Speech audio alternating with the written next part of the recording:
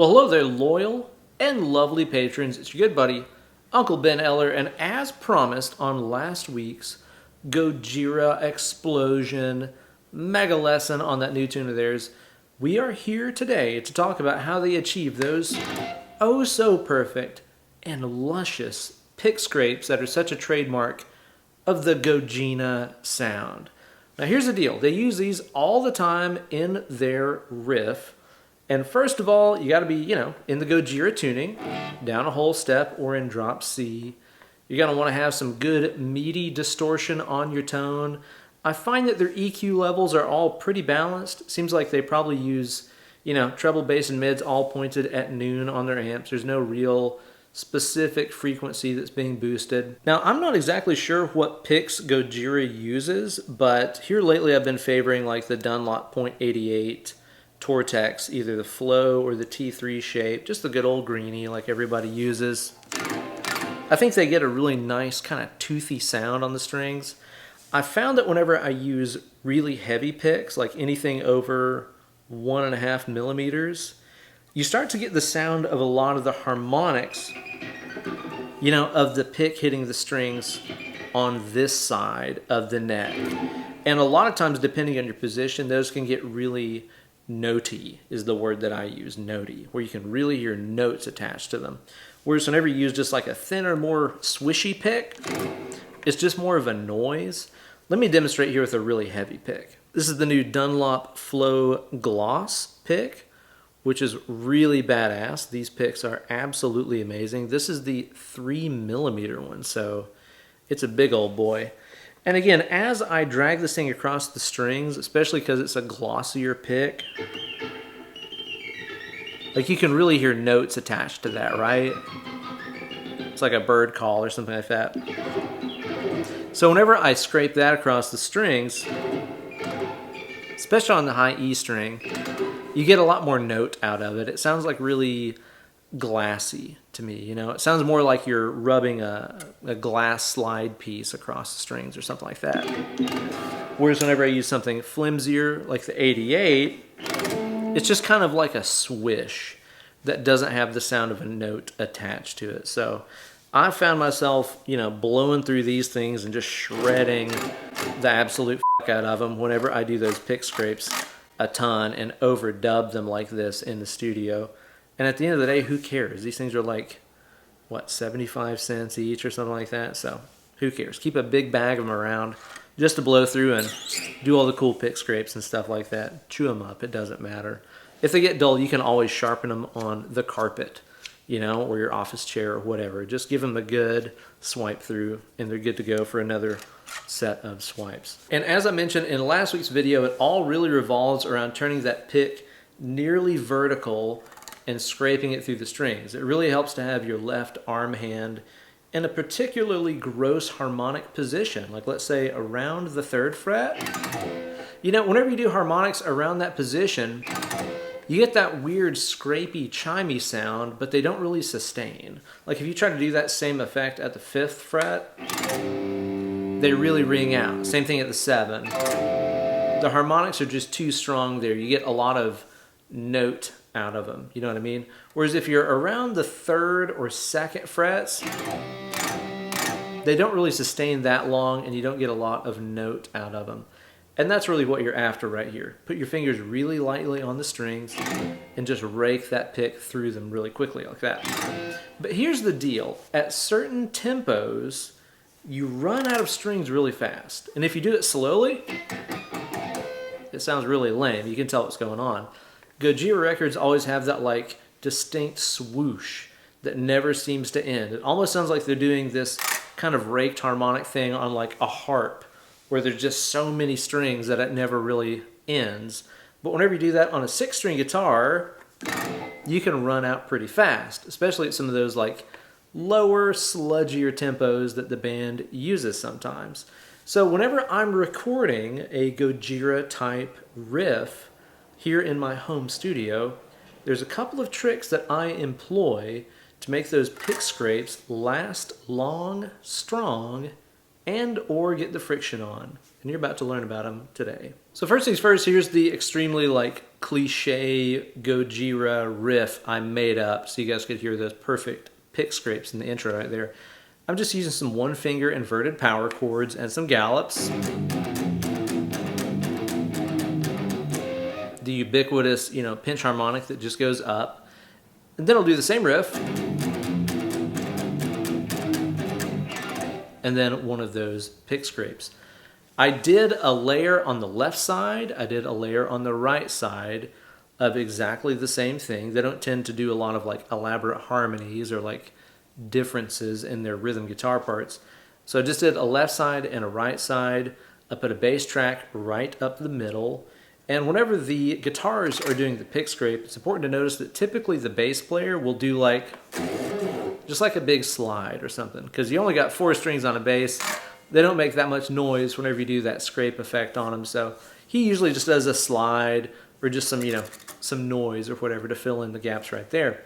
But on top of those pick scrapes, I did a couple of things to make them really stand out more and make them last longer. Let me show them to you. Okay, so we have a left side rhythm track, we have a right side rhythm track. I'm also going to create a left side scrape track and a right side scrape track to really make these things stand out a little bit. Now on those 2 sides of audio of the scrape track, I'm really going to reduce the lows. I'm going to shelve lows a lot. Like anything below like 200 or something like that, I'm going to completely cut in the EQ section. Because the thing is whenever you're using like the same amp tone for the rhythm thing and for the scrape thing, whenever that scrape thing hits, if it's using all the same EQ frequencies as the main rhythm track, the EQ can really build up and load up. And you're hearing all those low end frequencies and stuff really grow and kind of smush together. So you'll really hear whenever this overdub, pick scrape comes in, you'll hear the tone get a lot thicker, a lot bigger really suddenly. So that's why I duck a lot of the low end off. These scrapes on the scrape track, as I'm calling it, are going to be really thin sounding. But that's going to help keep the EQ from building up and overloading and having an obvious overdub kind of effect. And also the timing here is really important, because I'm not going to simply put a scrape right on top of the other scrape that's in the main rhythm track. I'm actually going to hesitate just a little bit to where I'm kind of off beat. That way, basically, whenever the rhythm guitar track scrape is about halfway through, that's when the scrape track, the really thinly EQ'd one, is going to start its scrape. So you're going to have one scrape starting as the other one is halfway finished. That way you get this really long effect that sounds like they're scraping through like a 10-string guitar or something. Here's kind of how I track those. Boy howdy, I just noticed I am flushed as all f*** right now. It was a beautiful, rare, sunny February day here in Tennessee, and I enjoyed that by spending some time outside with a dog and apparently picked up some sun in the process. So I am rosy indeed. Okay, so I've got my left side scrape track pulled up here. And again, I've ducked the low end off. And watch the way that I'm going to time these. They're not going to be right on top of when the main rhythm guitar does their thing. I'm going to be a little bit behind. And the cool thing about this is, too, is because this is just its own little separate track, if I put it either too far ahead or too far behind, I can always kind of cut around it and move it exactly where I want here in Logic. So it's kind of a win-win situation wherever you put it. Here's how I track these. 1, 2, 3, 4. It's going to hang out. Here's a scrape. Little behind, right? Not right on top of it. 1, 2, 3. Again, it's always behind.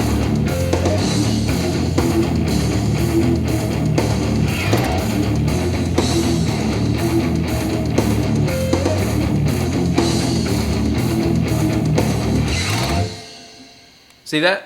Because again, you don't want to put it right on top, because then that scrape is just going to get really fat all of a sudden, and then all that body and low end and stuff is going to vanish as soon as that track is done doing its thing. So you want to put it a little behind, and you want to make the tone nice and skinny.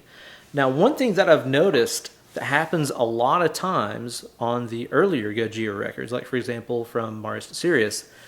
It kind of sounds like there's this sudden swell of reverb whenever they do one of those things. And again, I suspect that's to make them extend longer. You only got 6 strings.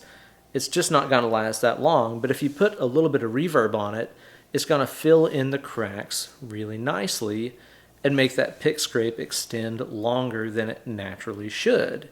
So in addition to, cutting the low end on that scrape track, and I'm also going to do one on the other side of the audio too, that way I get stereo scrapes. In addition to shelving all that low end off, that way we don't get that big bottom end buildup whenever that extra track comes in, I'm also going to add a little bit of reverb. I'm just going to use the stock Logic reverb plugins and stuff right here just to make a reverb tail that lasts a little while. Again, it kind of disguises the fact that there's another guitar coming in just to do this and then duck out, It makes it last a little bit as the riff restarts. So here it is with the stock Silververb plugin. Again, there's a little tail right there. I'm going to make it last a little longer by turning up the wet function here. Weta is better, I've heard. Let's find out about it.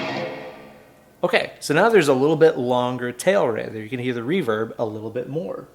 I'm going to do the same basic idea over on the other side of the audio and its scrape track. Turn that guy up a little bit.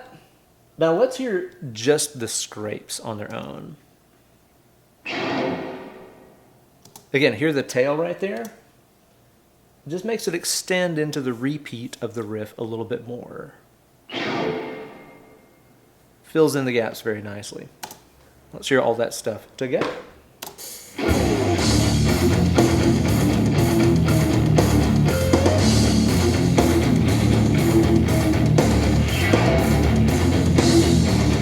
Again, because the low end is rolled off, it's not like this immediately apparent like, oh, there's an overdub effect right here. It just sounds like I'm scraping through twice as many strings as I actually have on the guitar. Let's turn them up just a little bit and see if that sounds more better. Again, to me, that's a little bit much. It sounds like I can definitely hear there was an overdub there. And that's the thing about the Gojira stuff, just like kind of everything else I do, it's subtle. It's not like a big out front, wow, they overdubbed another guitar scraping right here. So let's duck those down just a little bit more.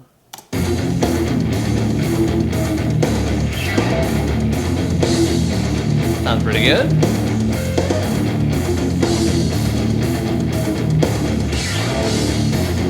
Yeah, I like that sound. So basically, as it is right now, the main rhythm guitar tracks left and right are at negative 4.3 dB in my Logic session based on how loud I recorded the Axe effects during the actual guitar tone. I've put the scrape track at negative 4.5. So it's only 0.2 of a dB quieter, but it's still enough for it to load up a little bit and make those scrapes sound nice and huge. I'm actually thinking about moving them back a little bit so that they're a little bit later timing-wise to see if they stand out a little bit more. See what that sounds like. It doesn't take much, just a few milliseconds later, and we should hear a little bit deeper effect.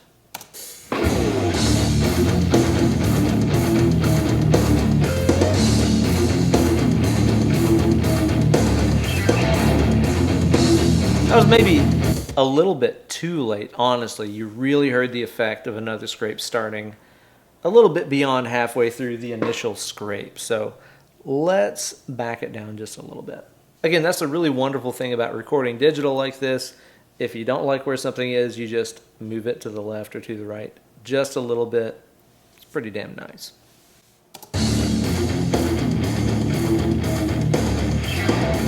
Yeah. I like where that is right there. Let's hear the next one, see what it sounds like.